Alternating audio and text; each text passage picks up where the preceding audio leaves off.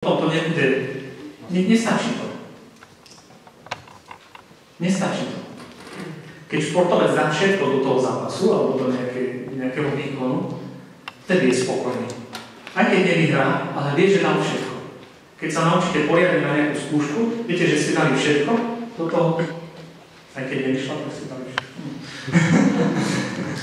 Ale táto skúška vyjde určite, ale potrebuje naše všetko. All in.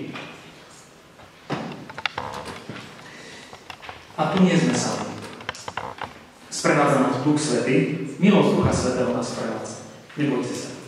Teda, netreba si myslieť, že na tej loďke, že veslujeme, viete, poznáte loďku, a tam sa vesluje. Ale keď máte plachetnicu, ide to oveľa rýchlejšie. Napnete plachty a letíte. Toto je Duch Svätý, ktorý nám pomáha v našom duchovnom živote. Nesmieme si myslieť, že sami robíme veci. Nie. Zmena, premena je vďaka Duchu Svätému.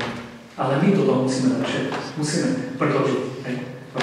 Lebo toto, že dáme všetko do toho, znamená, že jeho privoláme.